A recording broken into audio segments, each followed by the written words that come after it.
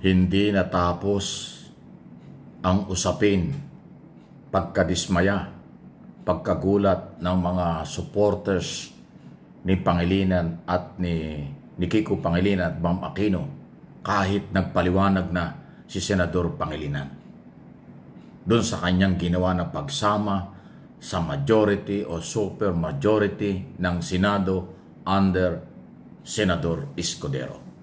Sa kabila ng inaasahan na sila ay maging bahagi ng oposisyon kasama si Senador Risa Hontiveros. Pero lumalabas ngayon, mag-isa na lang si Hontiveros.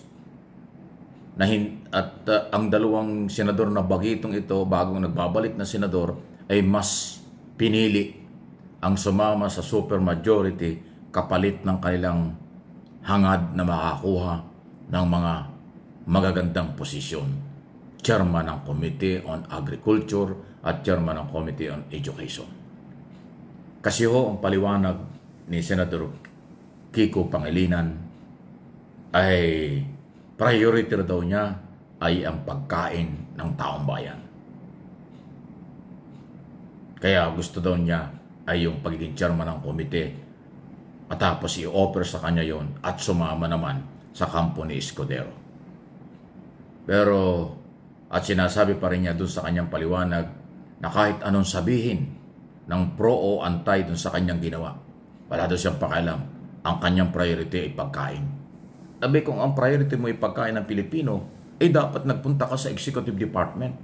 Dahil ang Executive Department ang mga ngasiwa ng programa tungkol sa food security na katulad ng ginagawa ni Pangulong Marcos.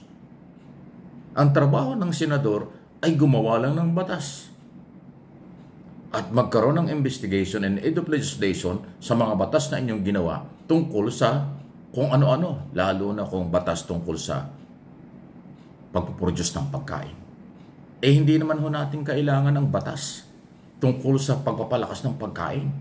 May mga batas na tayo laban sa smuggling, economic sabotage, at pagpapalakas ng ekonomiya para dumami ang may pera at magkaroon ng negosyo sa iba-ibang business katulad sa farmers, negosyo sa sakahan. Nandun na ang maggagawa o gagawa ng trabaho para palakasin at magkaroon ng pagkain ng mga Pilipino ay Executive Department through Department of Agriculture at iba pang ahensya ng pamahalaan under ng Office of the President. Yun Nako, si Kiko Pangilinan, Senador, pasintabi na yung palusot mo hindi ka tanggap-tanggap. Kaya yung palusot mo ay lalo lang nagpasama na parang mas pinili nyo talaga yung makadikit, yung posisyon para makasama si Escudero para makuha ang posisyon. Ano ba ang advocacy ng mga veteranong senador? Soto, Lacson, Ligarda. Huwag natin isama si Zubiri kasi parang may sariling layunin din yung mamang yun Pagbabago ng Senado. Dahil ang piling nila, katulad ng piling ng mga Pilipino, pabor man o hindi sa impeachment, nabitin sila dahil nag-dribble, idinilay ni Escudero at ng mga ibang kasamahan niya sa Senado ang trial. Tapos sinamahan mo pa, ay hindi naman yan ang advocacy ng piklawan-dilawan ng lehitimong oposisyon. Hindi yan ang advocacy ng mamamayang Pilipino na i-delay ng i-delay. Kaya sinuportahan dyan dahil dadalawa kayo na lehitimong oposisyon para maging oposisyon ng Senado. Ngayon, nakipag-alyado kayo sa supermajority dahil sa posisyon. Paano matatanggap yan ng mamamayang Pilipino? Kaya dito sa aking mga channel, ano ang nangyari? Ang daming nagko-comment, mas marami ang nagko-comment na nagsasabi, nabudol sila. Nagsisisi na sila ngayon pa lang kung bakit ibinoto si Bam Aquino at saka si Kiko Pangilinan. Ang kanilang inaasahan, manindigan bilang oposisyon, bilang kakampi ni Hontiveros, para lumakas ang oposisyon at panindigan kung anong tama at reforma sa Senado. Pero hindi nangyayari yan. Iniwan nyo si Hontiveros. Kumampi kayo sa nag-delay, nag-dribble ng trial para malaman ang katotohanan at katarungan sa pera ng bayan at kapangyarihan ng Office of the Vice President. Yan ang nangyari. Kaya kahit anong paliwanag masama pa rin ang dating sa taong bayan. Si Aquino, alam natin, ibang ugali yan. Sa lahat ng Aquino, iba yan eh. Iba yan si Bam talaga. Wala akong bilib dyan, iba talaga yan.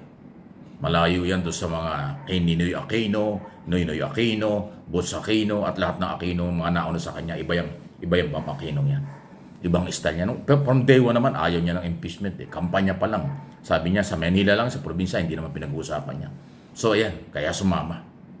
Education, ano ba magagawa? Alam mo mga senador, mambabatas, tagagawa lang ng batas. Hindi sila tagapagpatupad ng batas. Kung gusto nyo palakasin ang education, yung mga batas na malalakas na, bantayan nyo para ipatupad ng Executive Department.